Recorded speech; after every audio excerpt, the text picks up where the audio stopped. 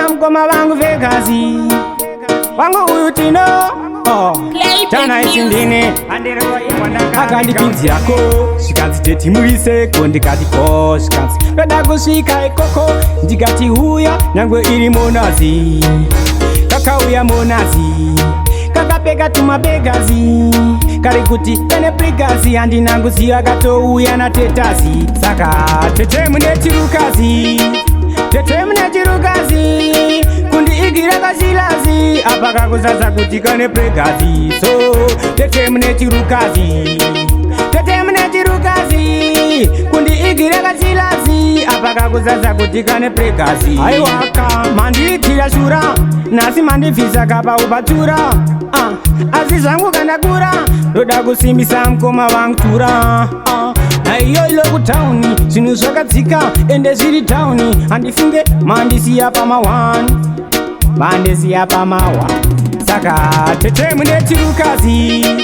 tete mune chirukazi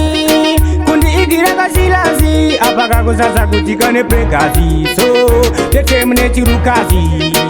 tete mune chirukazi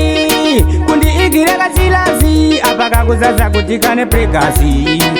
akandipinzirako zvikanzi teti muise ko ndikati ko zvikanzi ndoda kusvika ikoko ndikati uya nyangwe iri monazi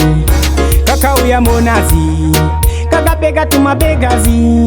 kari kuti kane pregazi handina kuziva katouya natetazi saka tete mune chirukazi tete mune chirukazi kundiigira kazilazi apa kakuzaza kuti kane pregazi so tete mune chirukazi tete mune chirukazi kundiigira kazilazi apa kakuzaza kuti kane pregazi aiwaka mandiitira shura nasi mandibvisa kapa ubatura asi zvangu kandakura ndoda kusimbisa mukoma wangu tura naiyo ilo kutauni zvinhu zvakadzika ende zviri tauni handifunge mandisiya pama1 mandisiya pama1 saka tete mune chirukazi tete mune chirukazi kundiigira kazilazi apa kakuzaza kuti kane pregazi so tete mune chirukazi tete mune chirukazi kundiigira kazilazi apa kakuzaza kuti kane pregazi